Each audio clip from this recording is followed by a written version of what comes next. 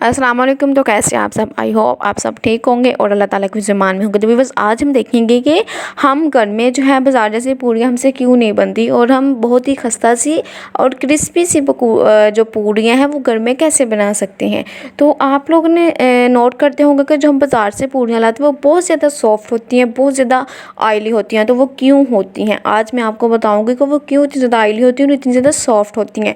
आप लोग वैसी पूरियाँ भी घर में बना सकते हैं, लेकिन आज जो रेसिपी आपके साथ शेयर करूँ बहुत ही मज़ेदार और बहुत ही खस्ता पूरियाँ और हलवा की रेसिपी। हलवा तो तकरीबन सब लोगों को बनाना आता ही है। तो चलें स्टार्ट करते हैं। बिस्मिल्लाहिर्रहमानिर्रहीम। तो सबसे पहले आपने लेना है जी अपना मैदा लेना है।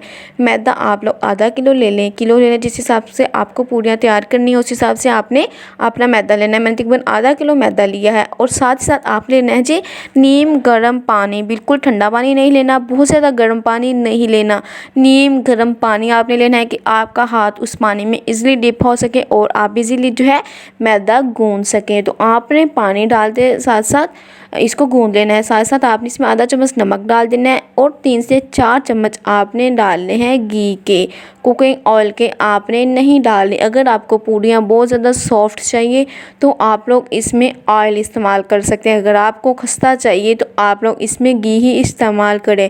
कोई भी डो बनाए समोसा की, कोई भी रोल पट्टी बनाए तो आप लोग इसमें घी ही इस्तेमाल करें, उससे बहुत ही ज़्यादा खस्ता जो है हमारा इजीली रेडी हो जाता है। तो आपने इसको थोड़ा थोड़ा पानी डालते हुए अच्छे से गूंद लेना है। बहुत ही नरम सा, बहुत ही सॉफ्ट सी आपने इसकी डो रेडी करनी है। तो व्यूअर्स ये देखिए हमारा जो मैदा है वो गूंद चुका है। तो अब इसको ऊपर से कवर कर देंगे, थोड़ा सा इसके ऊपर लेयर लगा देनी आपने कुकिंग ऑयल की या घी की, जो भी है घी आप मेल्ट करके इस्तेमाल करें क्योंकि घी में गुठलियाँ होती हैं तो वो फिर उसमें रह जाती हैं। साथ साथ आपने कढ़ाई में डाल लेना है जी कुकिंग ऑयल। तकरीबन आपने 1 से 1.5 कप आपने कुकिंग ऑयल डालना है। इसमें 3 से 4 आप इलायचियाँ खोल के डालिएगा। और अब हम इसमें अपनी सूजी यानी कि हलवा रेडी करेंगे। चीनी आपने सूजी आपने डाल देनी है। सूजी को आपने अच्छे से भून लेना है। व्यूअर्स जैसा कलर आपको पसंद है आपने तब तक इसको भूनना है। मुझे बहुत ही लाइट सा कलर पसंद है, मैंने इसलिए थोड़ा सा भुना था और मैंने इसमें पानी डाल दिया था। पहले आपने चीनी डालनी है, सॉरी। तो अगर आपको डार्क ब्राउन या जैसा भी आपको कलर पसंद है, अगर आप कोई कलर इसमें इस्तेमाल करना चाहते हो आप थोड़ा सा पानी में कलर डाल के आप इसमें डाल दीजिए जब ये अच्छे से भुन जाए तब। तो ये देखिए हमारी सूजी जो है तकरीबन मेरे हिसाब से भुन चुकी थी।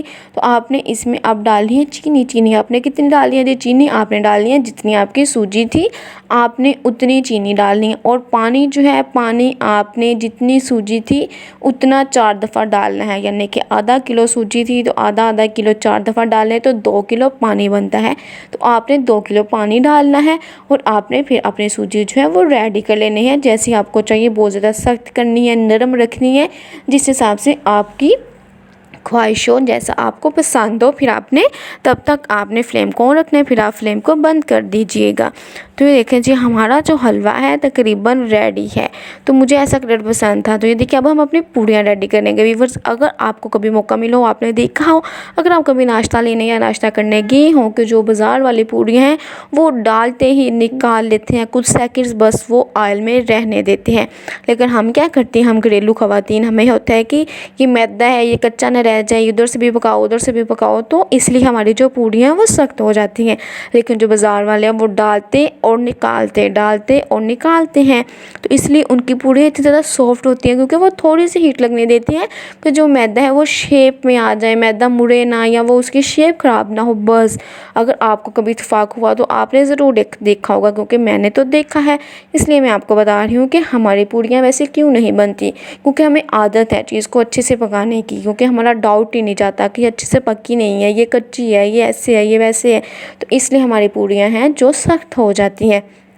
वैसे पूरी जो है सख्त खानी चाहिए। वो जो बहुत ज़्यादा नरम वाली पूरी होती है ना वो खाई तो जाती है लेकिन बहुत ज़्यादा ऑयली हो जाती है। ये जो है सख्त वाली हमारी थोड़ी खस्ता पूरी हो जाती है, इतनी ज़्यादा भी सख्त नहीं होती, नरम ही होती है। तकरीबन इजीली हर बंदा इसे खा सकते हैं। तो आप लोग भी ऐसी पूरियाँ घर में बनाया करें।